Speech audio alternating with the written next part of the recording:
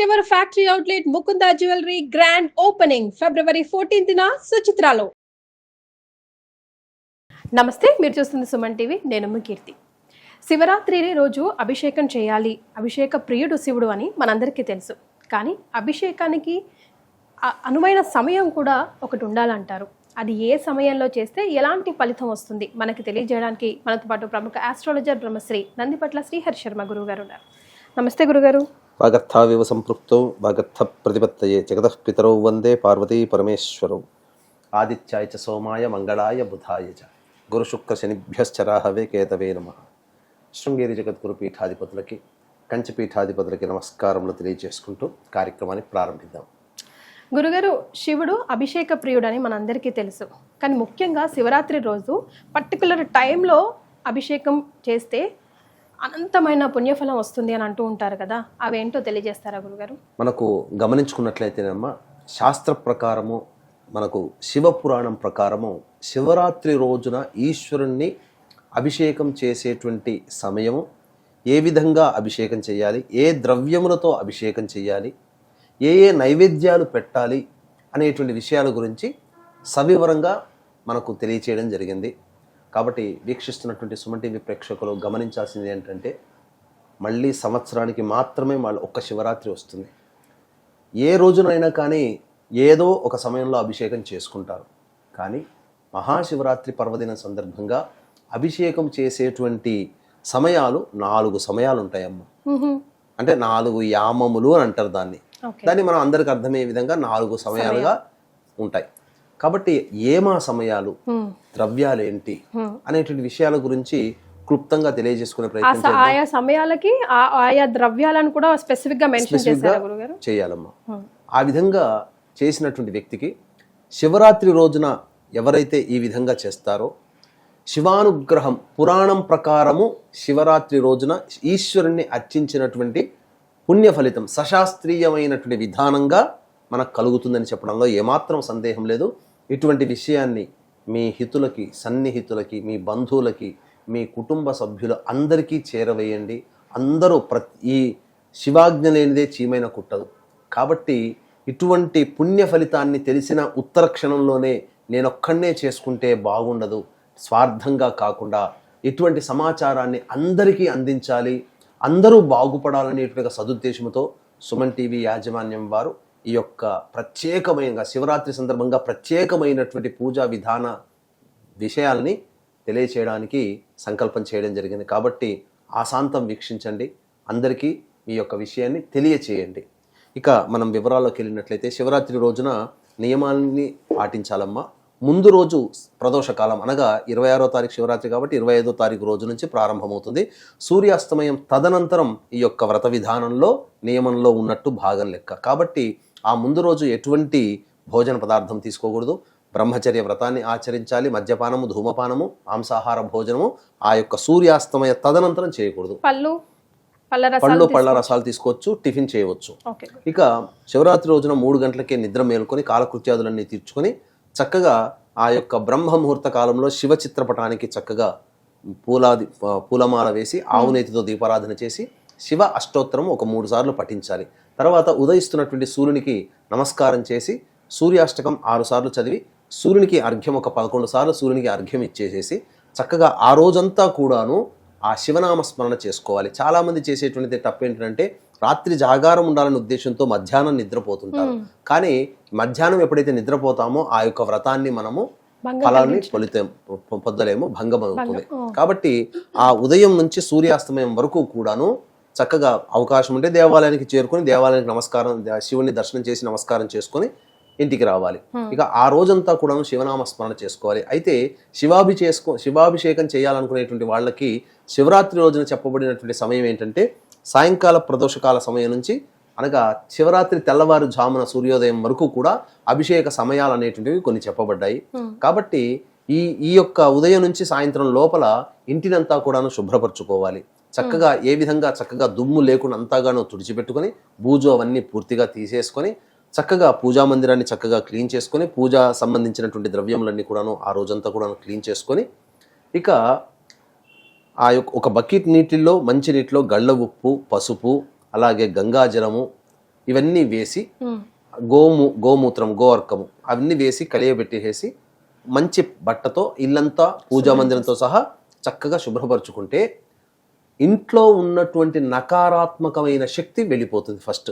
తర్వాత దేవతా శక్తి అనేది శివరాత్రి రోజున ఈ భూమి మీద ప్రసరిస్తుంది. అంతకంటే మించి కుంభమేళా కూడా జరపబడుతుంది కదమ్మా. ఈ కుంభమేళా శివరాత్రి రోజునే ఆఖరిగా చెప్పబడి ఉంది. కారణం ఏంటంటే గ్రహాల సంచారం మొదలుకొని గ్రహ యొక్క ప్రభావము తొలగిపోయేంత వరకు కూడా కుంభమేళా జరుగుతుంది. కాబట్టి ఆ సమయం శివరాత్రి వరకు కూడా గ్రహాల యొక్క గొప్ప దివ్యమైనటువంటి శక్తి ఈ భూమి మీద ప్రసరిస్తున్నప్పుడు ఆ యొక్క శక్తిని ఆకర్షించాలి అని అంటే ఇంట్లో నకారాత్మకమైన శక్తి అనేటువంటిది ఉండకూడదు, అనగా దుష్ట శక్తి ఉండకూడదు. అప్పుడు దేవతా శక్తి ఈ యొక్క పదార్థంతో శుభ్రపరచుకోవడం వల్ల ఇంటినంతా ఆ దేవతా శక్తి ఆకర్షింపబడుతుంది. ఇది ప్రధానంగా చేసుకోవాలి. ఇక శివలింగానికి అభిషేకం చేసుకునేటప్పుడు అందరి ఇంట్లో చాలా మంది ఇంట్లో ఒక 30% మంది ఇంట్లో అభిషేక శివలింగాలు అనేటువంటివి ఉంటాయి. రాతితోనో స్ఫటికలింగాలు ఏవో ఉంటాయి.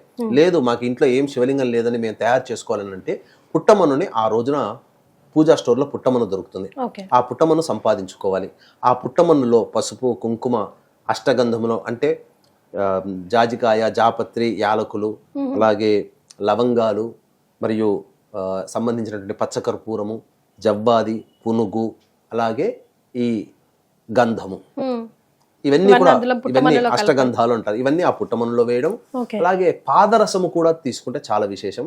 ఒక 3 గ్రాములు లేదా 5 గ్రాములు తెచ్చుకుంటే సరిపోతుంది.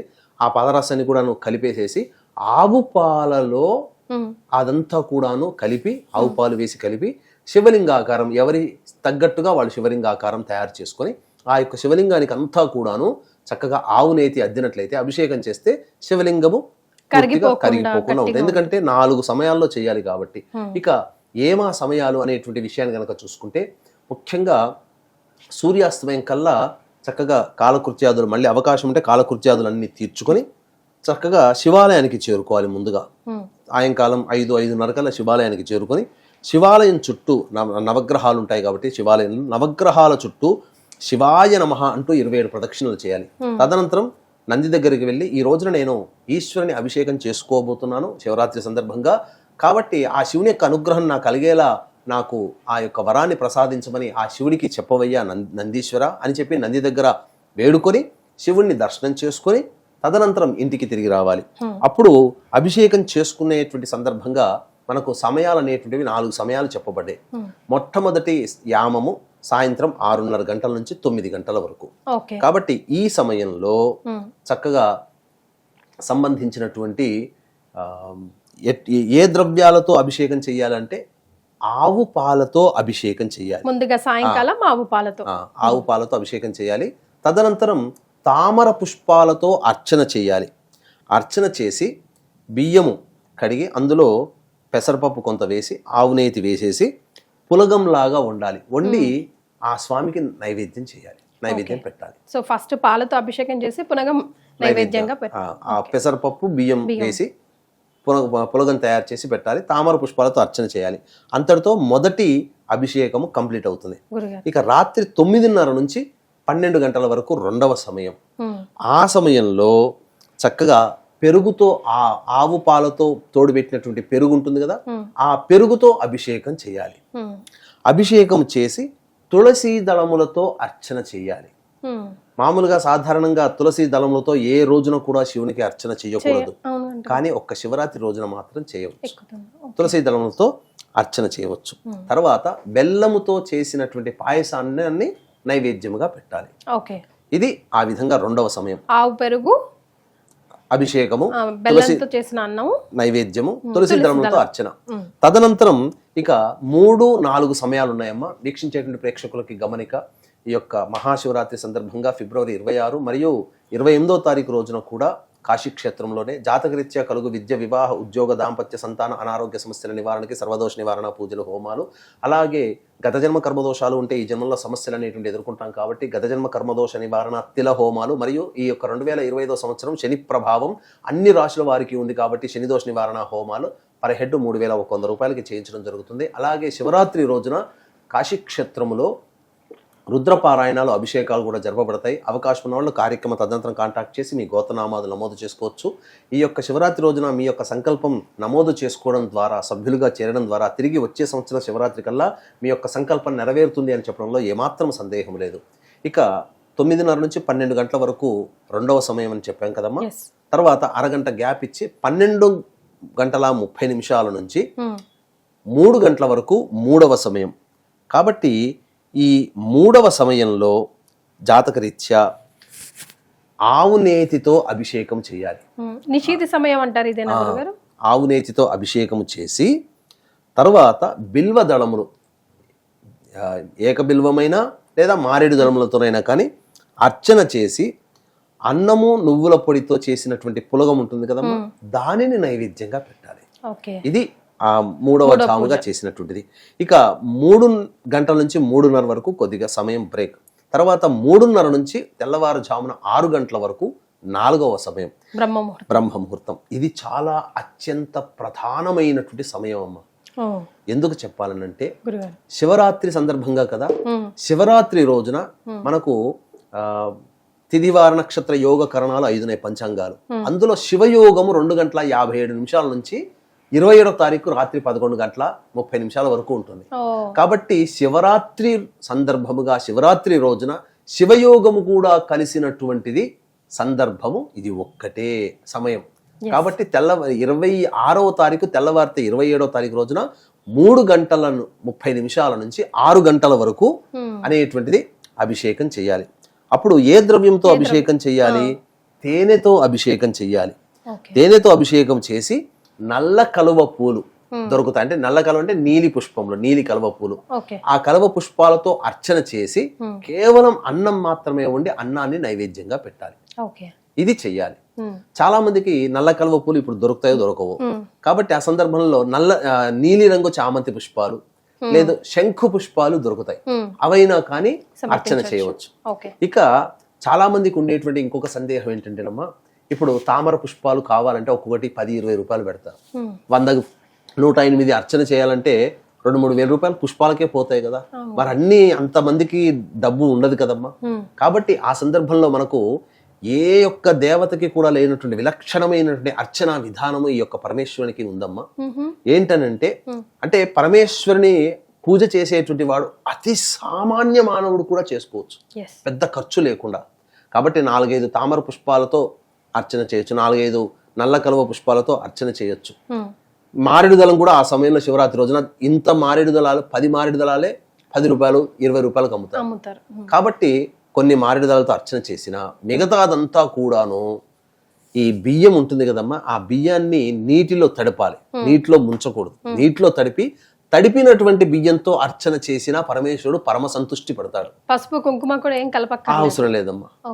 పరమేశ్వరునికి పూజ చేసే అర్చన చేసే విధానంలో అక్షతలు అనేటువంటివి తడిపినటువంటి బియ్యంతోనే అర్చన చేయాలి తప్ప పసుపుతో లేదా కుంకుమతో తడిపినటువంటి అర్చన చెయ్యకూడదు.